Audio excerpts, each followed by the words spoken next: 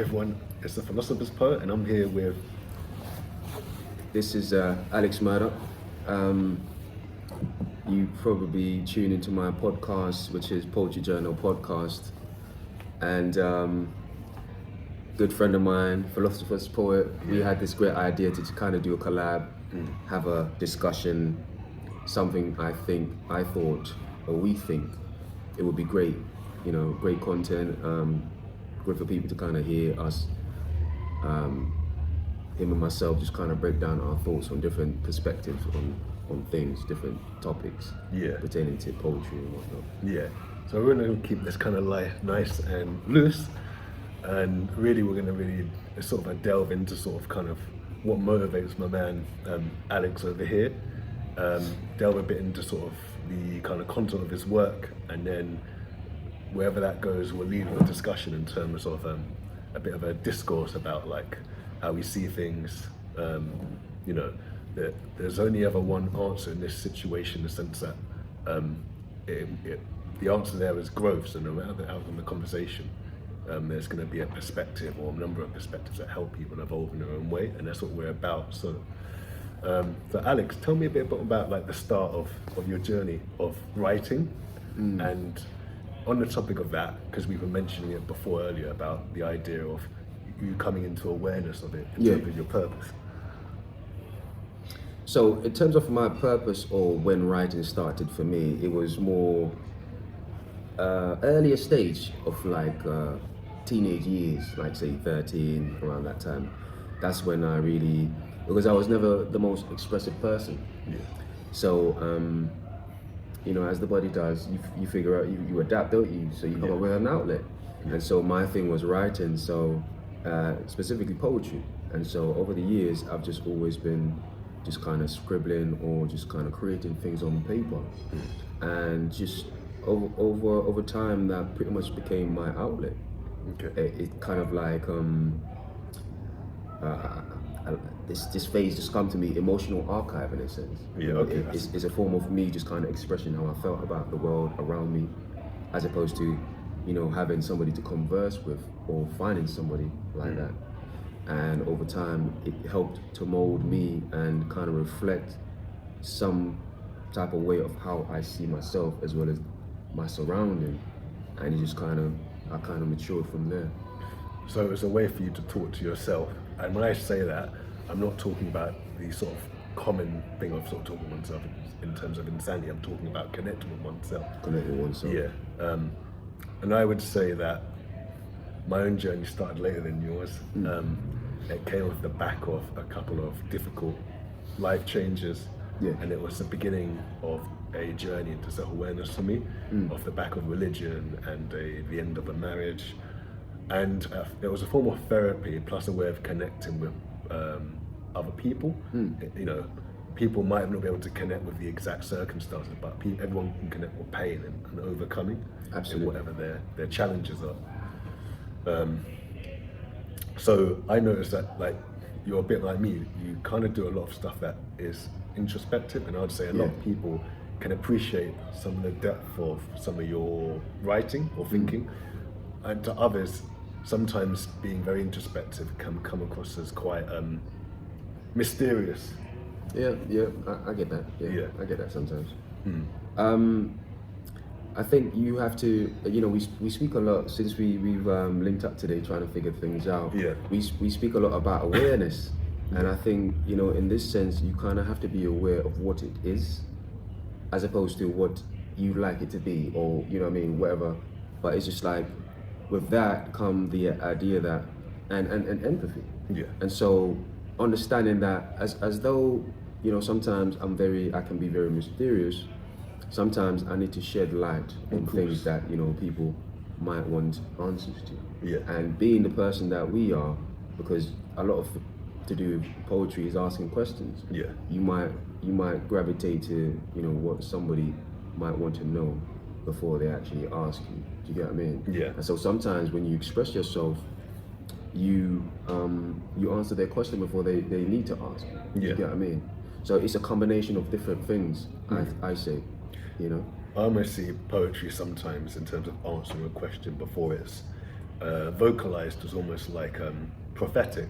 Now, not in the most literal sense, of course, depending on what you understand of what that means. Yeah. But if you're seeking an answer and you read something that gives you the answer without you consciously thinking of the answer or verbalizing it, then it's prophetic, and it's both quote unquote psychic. You know, and I think it's in the case of sort of the world, where reality provides you with an inspiration that actually is a piece of wisdom or a piece of fact that might be relative to you at the time, but gives you an answer.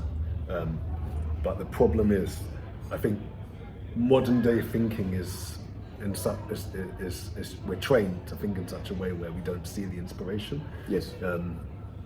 We look at a lot of things very literally, and so I think that's good in some ways, but in some ways it stops us from seeing the inspiration. If all something is height, width, and depth, and colours, and something that may be very well represented by historical fact, yes, it still, even if it doesn't meet those parameters, it still is another kind of truth that's more introspective rather than something that's external to us. Yes, so that's a missing puzzle piece for me. I mean, I can't too disagree with that, because in a sense it's like to just be to be confined to one thing. I think you're doing yourself a disjustice. Do you get what I mean? As opposed to just, because then, like, where does imagination fit into all this? Do you get what I mean? That's nothing to do. For the most part, it's not necessarily reality. It's somewhat defined by reality. If you think about, like, say, a rapper, you know, it's a reflection of their reality. But when you think about some of the things they would say, it's out of this world. It's prolific, isn't it? It's just different. And so it just put you in a space where you have to pretty much kind of find some semblance of balance to your perspective on the world around you, whether it's time and space in itself, to kind of bring you into a space where you understand sometimes you can't see it, but it's there. Do you know what I mean? Yeah. This is interesting, because I know earlier we spoke about the idea of logic and it being difficult to apply logic to something that isn't necessarily there, or by all means in terms of our five senses. I'm also going to extend that here, because you touched on the imagination and the idea of, obviously, the imagination not necessarily existing in terms of being real, but it being at the very least a tool that people use to try and bring into existence a life that they imagine for themselves, or a thing, or how do you join the two together? Because obviously, at the very least, the imagination is someone conceiving a reality within their own mind, and at the very most, depending on your belief system, imagination is actually taking something and trying to manifest it materially through, and again, magical or mystical means.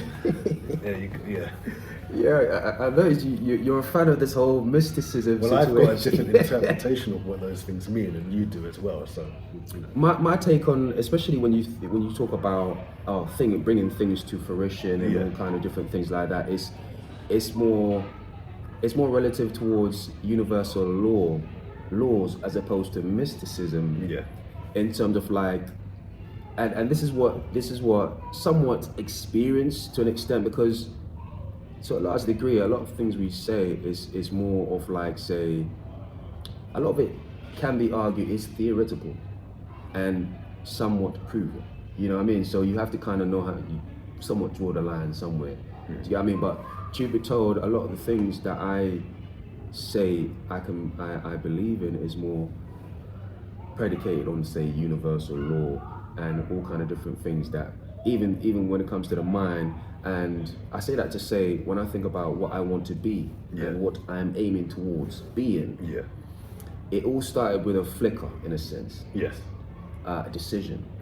And from what I've experienced so far, it's like the universe is pretty much just everything that I'm looking for is gravitating towards me. Do you know what I mean? And that's not necessarily mysticism per se. It's just it's like I said, it's more. And don't get me wrong, I know there's a fine line, because some people say God, some say universe, etc., etc. Do you get what I mean? But there's a law in place. There's a system. And so I gravitate towards that as opposed to religion. for some people those things are integrated, some people they are siloed. I think first I want to ask you about what your definition of mysticism is and magic, but before we even go into that as well, I was curious to talk to you about this idea of universal laws and how you interpret that. Because I believe universal laws are experienced and felt by people, but they've been very hard to crystallize because there are so many interpretations of what they are from people who claim to have a solid definition of what they are.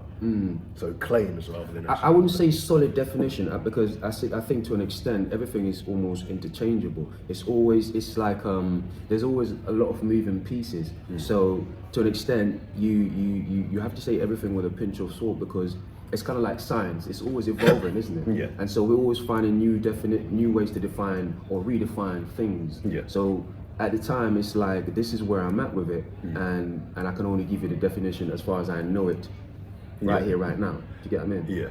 I think when I said people have concrete ideas about what it is, what I'm really saying is there are certain spiritualists who say this is what it is. There are religious people who say this is what it is. There are atheists who say this is what it is. Oh, you mean from in terms of like their own experience and their knowledge and of their things? own religious text or scriptures.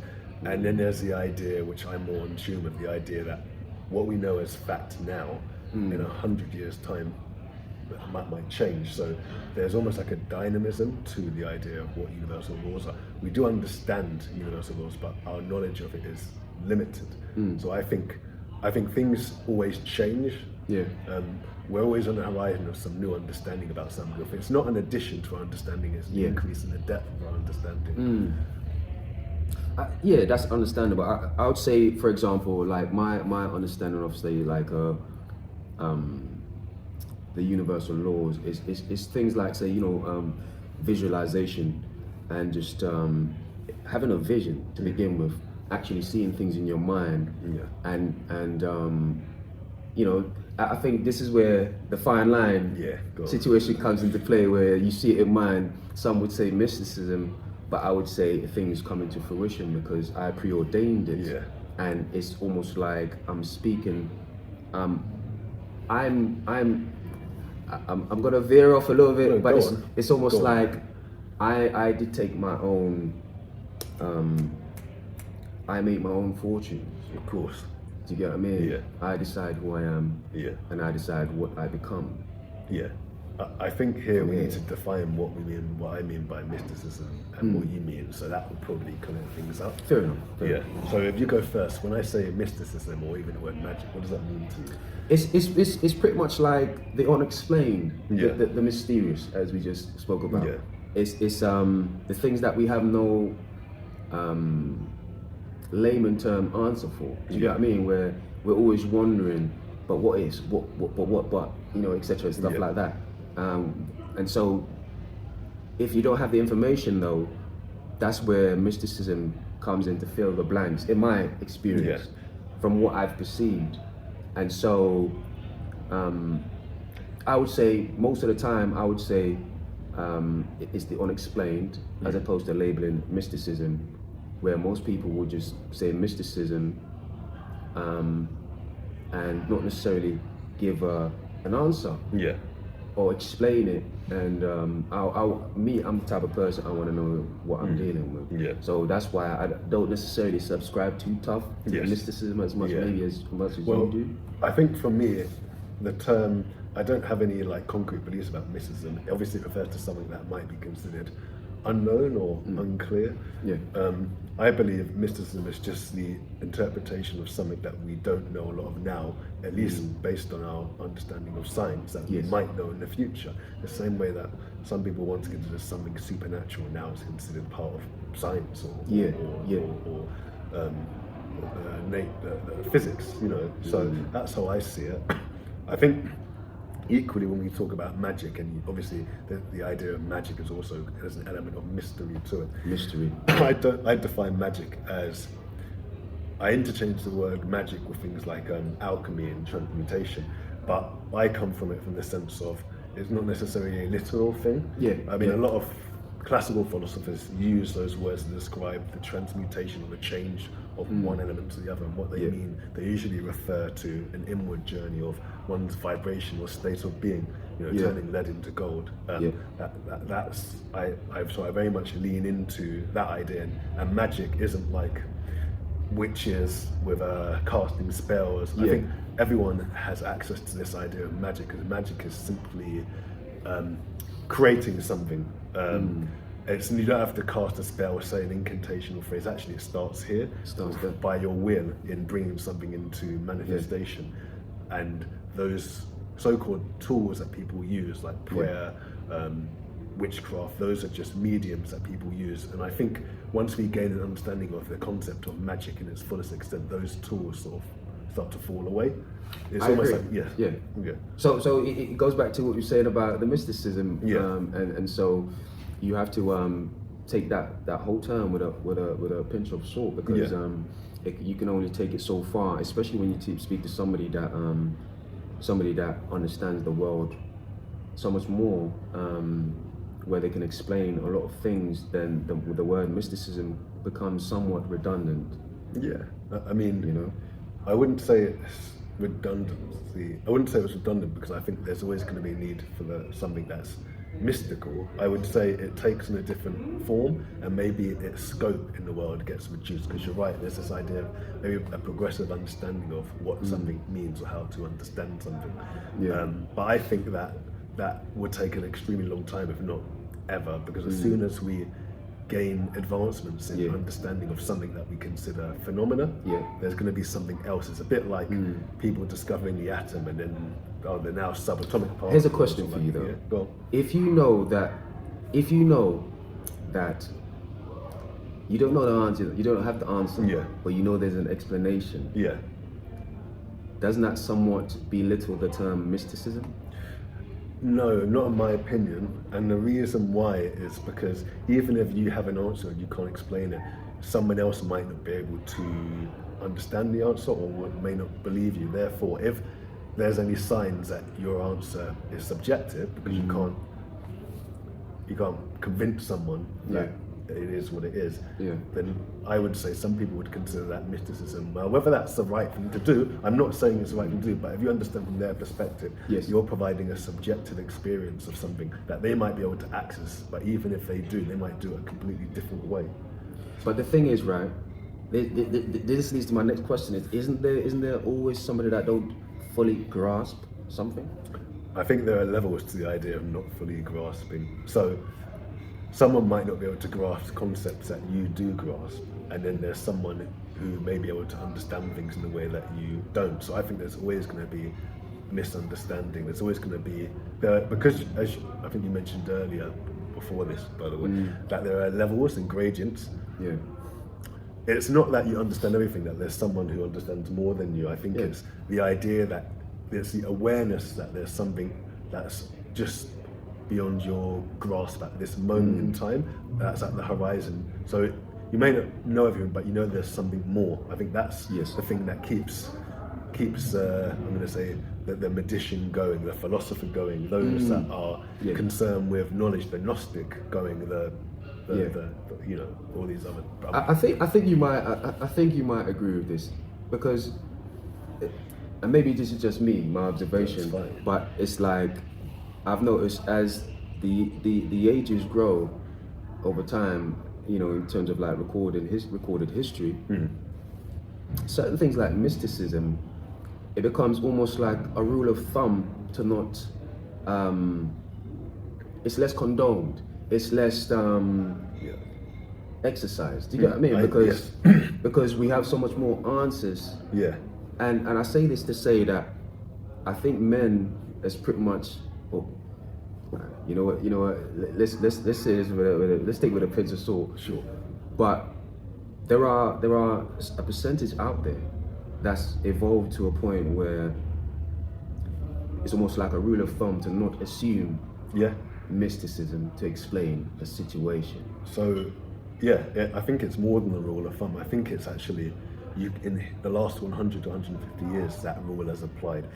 If you think about the age of enlightenment, the movement from people using religion to understand creation and then move into the Big Bang and science. Yeah. So you're right. Even philosophy today, it doesn't talk about the unknown or the exit or the anything beyond the material. That's classical philosophy. Yeah.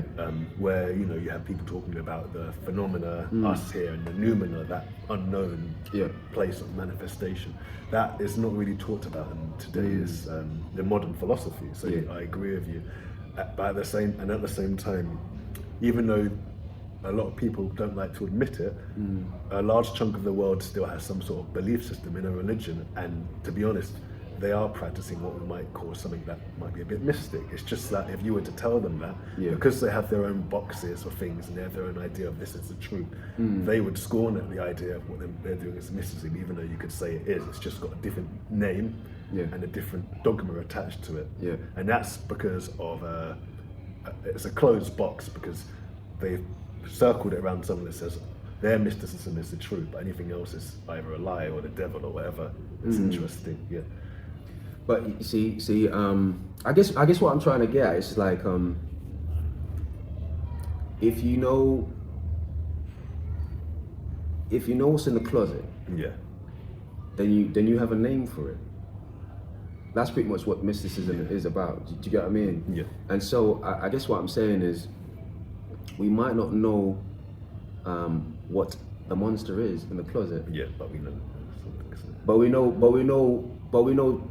somebody that knows what that is. Do you get what I mean? I know what you mean. Or like who can pretty much explain or figure out how to unravel the whole mystery. I think that's where I'm trying to get at. So that's why I'll say the rule of thumb is to not assume mysticism, because, and not only that, because history almost dictated that from the past, when that was the case, dangerous thing happened. People died. Yeah. People got burned at the stake. Yeah. You know what I mean? It's just like, we're in a good place now in society, or we're in a better place, I don't want to say good, where fortunately we have systems in place to match what people call mysticism. Yes. Some people might call that holistic thinking or practices. put a pin on that.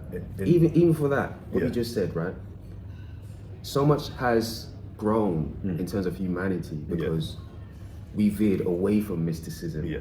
Don't you think that's a hint in itself? Yeah, so I'm not saying that it's a holy grail. I'm saying that in order for us to get to a place we are today, we have things that are considered holistic and something we call them mystical, alongside what we have like conventional modern medicine. So the two actually, we have access to two of those.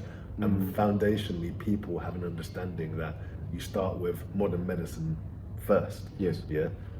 However, it also doesn't take away from the fact that a lot of people have recognized some of the values of some of these more holistic practices, but it doesn't mean they discard modern medicine, because there's truth in both camps. I think we're in the processes of reconciling and working our way through that. So you're right that mysticism, there are loads of things that have been discarded with the idea of pure mysticism, and rightly so. But we can't say that without distilling the fact that mysticism is highly dependent upon the level of consciousness that those practitioners and the people around them center themselves with. Can't disagree with you. I think I do agree with you. It's just the whole idea of mysticism, and I think it's just a bit dangerous. It's a dangerous path. It can lead to so many things that we've seen. It's just dangerous or like harmful to people, and somewhat we've kind of outgrown it, and that's why I say, you know what? Let me take that back, because we live in an age where, I'll be honest with you, it's almost like mysticism is becoming even more relevant when it's supposed to be even more irrelevant. Well, this is what I was saying about somehow reconciling and wrestling with the idea of the unknown and what we currently know about reality or science. Because we went from one path of pure mysticism to pure science, and then we still realize there's something missing. So now there are these two strands. In the same way that, why is it that we go from being purely intellectual to understanding that it's not enough? there's like intellectually you can perceive something, but to yourself, even when you're creating as a writer and as a philosopher, which I think you are, very much so. There's even you acknowledge there's something else. Well, let's be real though. As much as we do know, there's a lot that we don't. Yeah, and that's the beauty of it. No, but that's where you have to draw the line when you're speaking about mysticism. The only reason why I say to take it back is because I understand there's a lot of people that don't seek knowledge, and that's why perhaps maybe that's what you're veering towards in terms of like mysticism always being relevant. Yeah. Because there's always going to be people that don't want to learn and understand, so they label things. Yeah. Do you get what I mean? Yeah. But at the same time, there's the people that do want to know. I think it's almost like a deflatable balloon in a sense. It's never gonna stand the test of time, where their culture thrives. Do you get what I mean? Yeah. Where knowledge is uplifted. You know what I mean? And put out there so people can understand the world around them. So, but at the same time, you know, this is reality, and this is what we have to kind of condone and understand. This is life. So I understand what you mean. How do you describe that sort of almost like almost indescribable, fluid and sort of ineffable place that you draw inspiration from? I know we could say we draw inspiration from other creators, which we do, but also there's a feeling of something bigger than us as well that we struggle to describe, that provides us with a source of inspiration, a source of creativity. No, I was touching on the idea of people having access to the idea of wisdom, yes, even unconsciously, and it could be anyone, regardless of what people believe of you morally or ethically. Yeah. Because it's a universal right or universal gift that we all have. Yeah. It's a few things that comes to mind when I think about it. Knowledge of self, knowledge of your environment,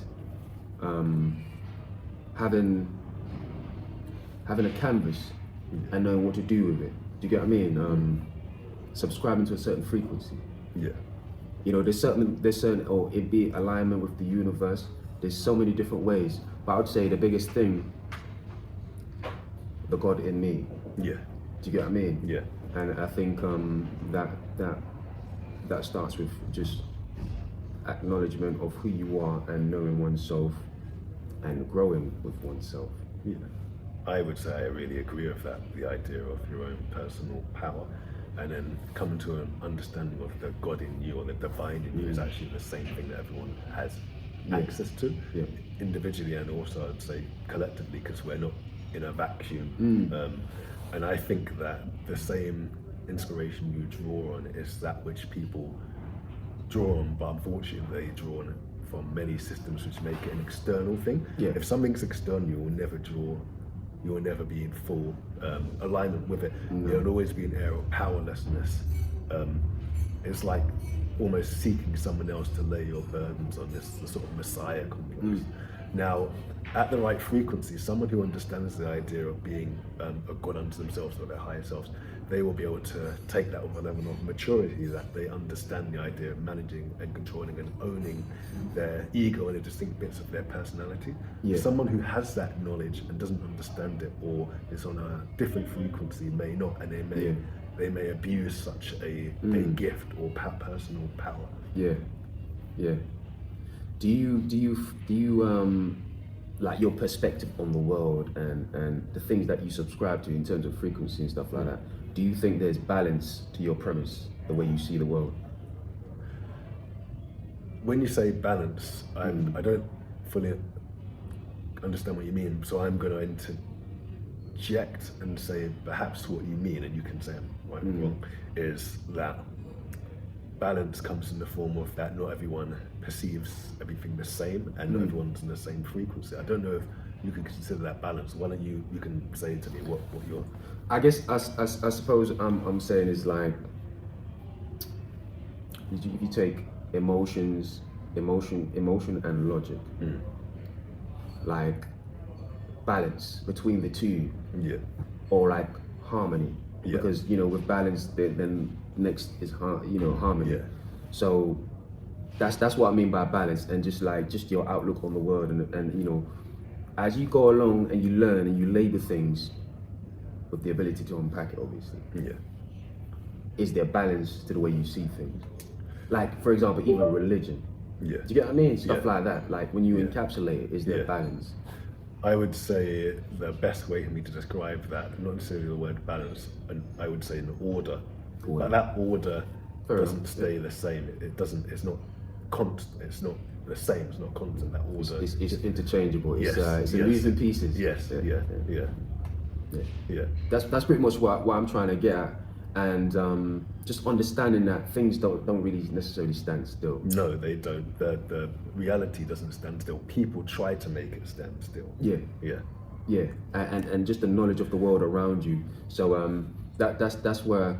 But I also, because you're quite the poet yourself, I really I'm curious about what's your method of creativity. How do you go about doing what you do? Is there there's the question, is there a specific method that you go about?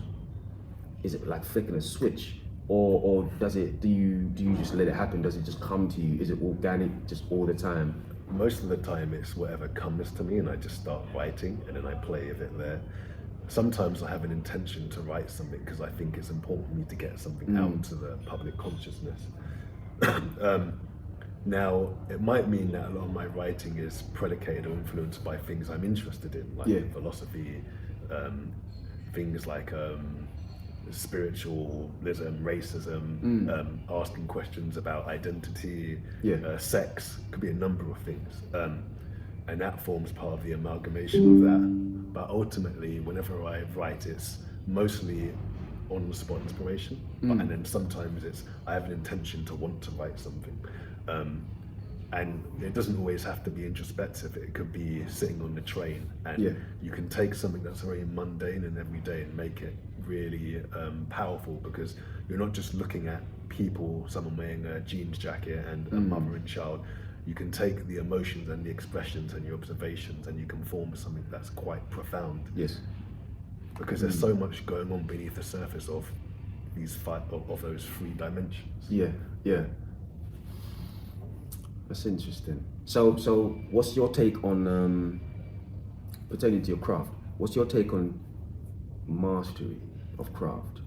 With that being said, the word master, I think, is just a stopgap. Really? I believe the word master is relative, in the same way that someone might be a masters of a particular discipline. That's based on standards that set them apart from the majority of people in their industry or life, but it doesn't necessarily make them a master of their craft, because if reality is constantly moving, then how long can we really be a master? Also, if someone's a master now, in 500 years, are they a master of something? If things change and evolve so much, that's why I say yes, there are masters, but I think being a master is a relative title. It's relative. I don't know. I think it depends on how you view it. I think, for example, if you're just talking about just the being accomplished, like say, oh man, I know how to throw a simile in the words together, stuff like that, and you just know the laws of language and how to kind of put it together. That's pretty much what I mean by a master. Now, when it comes to your environment and what you have around you and your expression of such, that's a different thing. And I think that has its own lane. But I suppose that's where I'm going from in terms of master. But when it comes to what we do, there's levels to this. And so, yes, you might master one level, but now you're at a new level. And now you need to master that one. So I guess what I'm saying is like, the growth never stops. Do you get what I mean? Which is why I said the word master is relative. So you could, at one level you are, one level you aren't. But and that's okay. That's probably a good thing. I think if you're a writer or a poet, and say you're a master in English literature or constructing sentences in grammar, you are a master in one sense. It's true. But that doesn't, being a master at structuring sentences and structuring, no. But I guess what I'm trying to say is it doesn't necessarily fully translate to be a poet. It's a foundational thing, in the sense that you've still got to breathe life into that construct. But but that's another facet. I think that's another facet. Yeah. Of mastery. Well, let's look at this another way, because I'm not disagreeing with you. If there is such thing as mastery, say we tap into our higher selves. Very few people in reality can stay fully tapped into their higher selves. So you could look at it as we can retain the idea of master, or the title of master, but it might, because of the way the world is, it might be, the occurrence of it happening might be very probabilistic in nature. The idea of staying in source, or your... I mean, personally, I don't think it's the state that you should want to stay in all the time. You can't in this world. You can't stay in that state all the time. Even because of the things in the world that we need to actually accomplish and in order to survive, not just survive in life, but certain social structures and societal structures and things we have to do in life. You can't, require you that you can't do that, if you know what I mean. Stay in that ever present. But what I'm trying to say is, I wouldn't advise anybody to stay in there. I wouldn't advise anyone to be in that state, simply because of I would encapsulate the idea of for the best way of me putting it is, it's impractical to do that. It is. So pragmatism, you can't. It's at odds with pragmatism, and the world requires pragmatism as well as idealists.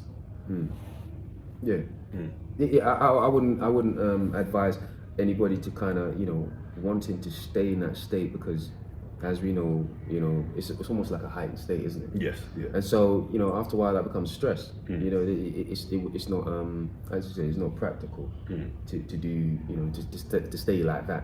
So no, that's interesting though. That's interesting. But no, I'm just breaking it down in my head.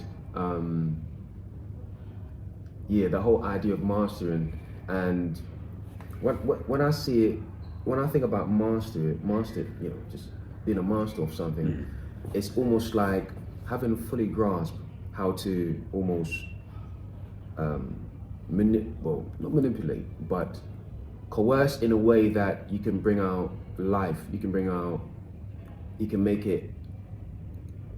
greatest potential out of it. Do you get what I mean? Yeah. I wonder why you're hesitant to use the word manipulate, because in this sense it's not a negative connotation. I think in terms of manipulate, that's next to mold, isn't it? So that's the way I see it. Okay. But if you're thinking about the truth and an expression in itself, I don't think manipulation is should be in that. Okay. It just is. Do you get what I mean? Yeah. And so you're just being. Yeah. So it shouldn't be manipulate or coerce or something like that. That's really interesting, the idea of just being. Because I have quite a controversial idea of applying the idea of just being and then the idea of knowledge. And it goes back to the days where I was a Christian person. The idea of the concept that the perception of paradise, according to some in the text, was the idea of having no knowledge and then gaining knowledge, which I think there's something wrong with that, in the sense that if you're saying someone had an intuitive feel for what reality is but lacked the intellectual side of it, then I can understand the story. But if you're saying people had no awareness whatsoever of anything and they were denied knowledge, I think there's something wrong with that. So I always have this idea of interpreting the story of, at one point we had this sort of innate knowledge of something, call it intuition, connection to source, and then we somehow gained the idea of knowledge, and that in itself brought its own blessings and curses in the sense of how we mature enough to apply it and use it. And so I've always believed that the culmination of that story and my own interpretation of it, not being a religious person, is the idea of when our intellectual understanding meets our intuition and our emotional maturity, and if you want to say spiritual maturity, matches our ability to apply that said knowledge. That's the union of what some people might label as blanket terms of masculine and feminine. It's the idea of, and I don't want to stray too far into this, the idea of images of, so depending on how you look at it, the synthesis of being divine or as God, or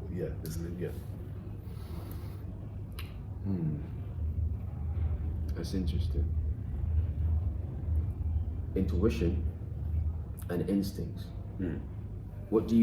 How do you think there's a commonality between the two? I think there's an overlap without fully understanding the concepts, because I don't. I'm just telling you what my opinion is. I think they operate in two planes.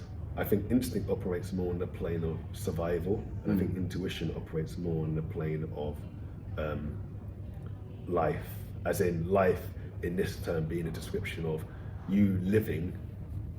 So, okay, let me start again. There's a difference between surviving and living. Yeah. Surviving meaning life or death or having your needs met, and living meaning basically anything over and above that, until living to your true desire or purpose. Because anyone can survive, they can eat, sleep, and That's right. With that being said, survival. Yeah.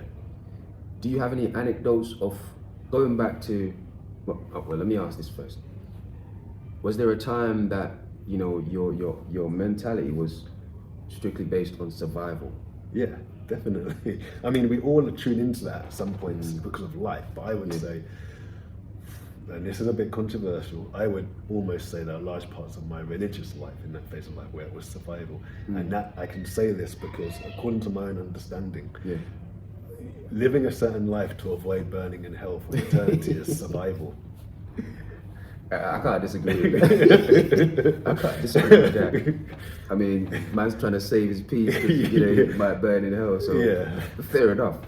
Even though that's beyond life, it's still survival. It's even scarier because there's an unknown amount of time, and when someone uses the word eternity.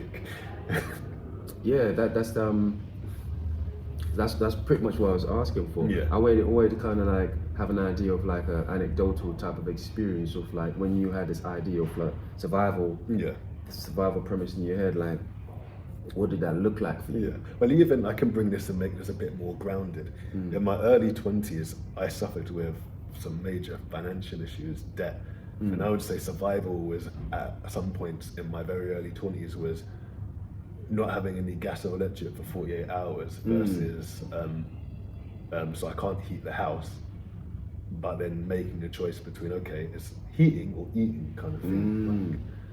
So that's a more grounded version of survival. Like I mean, sometimes, and now it's like you're at this place compared to now where you're living. Like, what's the difference? What's the difference, do you think, between the two?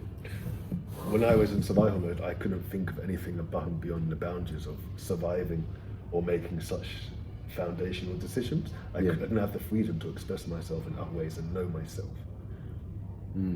All I knew is what was required of me or needed. Whereas when I live, I now have the freedom of expression to understand myself. One, because of resources, limited sometimes as they were to express myself, and two, the escapism from such issues and problems, not being bound by them, and that in itself gives you the opportunity to learn more about yourself.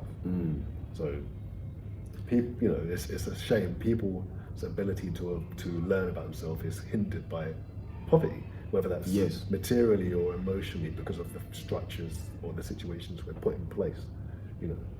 And with that being said, how important now that you're living? Sometimes. Now that you're living, how important is ascension, evolution, growth? How important is that to you now? I think it's pretty much central to me. I'm not saying I live that all the time, because obviously I have a life and a job and whatnot, but it's essential. I've come to the realization that part of the reason why I made such life choices and experiences because I was searching for that was to answer to some of those questions about growth, being more than just going to work, and going to nightclubs and So that's why I say it's foundational, and you've got to be prepared to go down the wrong rabbit hole for you, and then realize and then go and explore another rabbit hole. You've got to be given the freedom of that choice, which unfortunately a lot of places that proclaim truth don't necessarily give you that freedom, or they do. They don't physically inhibit you, but they inhibit you in the mind. Do you think there's certain rites of passage as a man, specifically because that's your experience, do you think there's certain rites of passage as a man that you can't have certain experience or certain outlook on the world that is necessary, that you've been through, that you've experienced yourself? I used to believe that there were certain rites of passages that were solely for men, and maybe there still are. A lot of the things I grew up with about being the man of the house, certain responsibilities, even the idea of, let's be honest and frank here, when you're of age, losing your virginity and things like that, those are all seen as rites of passage, and I used to completely buy into those things. But now I think, well, aside, let's deal with this, the second one a bit later. Let's deal with the first one, being the man of the house and taking on responsibility. Yes, that is a rite of passage, but why is that just for the man? Because that can change depending on the circumstances you grew up in. This is an interesting one, and I think it's prevalent for me because I know that in my culture, in fact, not just like Caribbean culture, I think in a lot of black and ethnic cultures, I think that the idea of responsibility in the household falls more on the woman than the man's in upbringing. Just from experience, some people might disagree, but from what I observe from other people I know, there's a slight bias towards the sons of the families rather than the daughters. Well, as we know, when we talk about predominantly black family these days, you know, because of obvious situation, we live in a matriarchal type of household. So by default, we have no choice. But you get to a certain stage in life as a man where you grow and you understand more of the world, and the question is, what do you do at that point? You know, for me personally, I think it is a choice. I mean, how can you not, at this point in our evolution as human beings? Do you get what I mean? So it is a choice, but I think when you're thinking of, like, say, the role of a man, I think I do believe in the man being the leader of the household. Do you get what I mean? I still believe in that. I think it's also important for a man. I think it's important for men to have responsibility, and most people would still say the man is leader of the household, and I'm not going to disagree with that, but I also make space for the fact that that doesn't work for everyone. Sometimes I think of it like this, like the reality is that the idea of... But before you go there, why doesn't it work for everyone? Because not everyone's the same, and not everyone buys into the same belief systems or ideologies or ways of living. I mean, we think about the idea. Let's talk about patriarchy, for example. Okay. Most people in the Western world prescribe to it. Our community prescribes to it. I think a hard pill to swallow is that there are a lot of, if you go back through history, that not necessarily every tribe in the motherland, for example, prescribed strictly to that practice of patriarchy. It's a lot more fluid than that in that sense. But the idea of saying something's always been this way and it's the absolute right, it's not right. But I think there is something to be said about a particular structure, patriarchy example, within a context might be right in a context. I'll just say this: it's not necessarily that I think it's right. I'm merely trying to figure out what works, like what's more effective for either party. And this is necessary for humanity to wrestle with, because we were talking about not everything stays the same. So 3,000 years ago, I think perhaps more cultures adopted a matriarchal position, goddess worship, and then at some point in time there's father worship, God being the father, etc., etc. Now I think that idea is being wrestled with, the idea of someone coming out on top, but then that's the wrong way of looking at it, the idea of one having power over the other. I wouldn't say necessarily having power. I'm merely saying, remember I said leadership. But that leadership is the correct term to use, but as long as when we talk about leadership we don't mean authority, do you lump them in the same category? I mean, I mean authority, I mean authority over the other person in the relationship, as opposed to children. No, I think I just mean leadership in terms of influence. Okay. So if you ask this person, you know what, it's best not to do this because such and such might happen. Yeah. And you expect them to kind of at least consider it. Yeah. Before and they can still say no. Yeah. So that to me that's leadership, because it's not forced. It's, you know what I mean? It's not coerced. I would say there are certain things coming from a male presence that are more effective than coming from a female presence in terms of discipline. Yeah. Yeah. And I think that for many people or many women, there's still the idea of having a man who's strong. Now we can talk about what that means. Yeah. In the addition to a man being strong in terms of being assertive, and someone else can lean on for support. Now there's the added idea of a man also having the emotional equipment to lead and provide support as well. And that's the growth that's happened. Emotional awareness is actually the thing that's created this idea of there's room for fluidity in the idea of what is leadership between men and women. Yeah. But also that leadership dynamic extends to any type of relationship, because even in same-sex relations there's someone who takes on more the masculine presence than the feminine presence, vice versa. So I think that emotional maturity or representation is the thing that's created this fluidity. And I think the emotional thing is a necessary thing, because it's useless being a leader in a household but not providing emotional reassurance or not actually confronting your own emotions about something. That's quite vacuous. Yeah, I think again, it for me personally, it's all about what works, what makes sense for either party. And I agree. I'm going to agree with as well. So what works? So I agree with you that for ultimately, yes, you're right. Fair enough. Yeah, I'm just thinking about it. Yeah, man. How much time have we had? It's been an hour already. It's been a good hour. It's been a few hours. Yeah. But no, man, it's been great. It's been great. Just chopping up everything, and I don't know. What's your take on the conversation and how things have been going so far? I've loved the conversation. I always invite a space for expansion, and you're challenging me on various things, which is good. And you know, it's difficult to meet people you can have this depth of conversation with. I don't look for conversations with people that agree with me on everything or at all. So I recognize wisdom as wisdom. That brings you towards a specific trajectory. And I recognize that many people have many different roads of path towards this trajectory. And sometimes it's okay to switch lanes as well. Absolutely. Yeah. So I'm appreciative of the space. Yeah. I mean, the very thing that you're saying now, I was thinking when we first sat down at the cafe downstairs. You know, we were thinking that, hold up, man. Yeah. We could do this. Yeah. We could do this. So it's just like, so I really appreciate you just because you did challenge me a lot of things as well, and I really had to sit there and really ponder, because I like to have to kind of see things from all different perspectives as well. Well, you questioned me about the idea of logic, so you know. Yeah.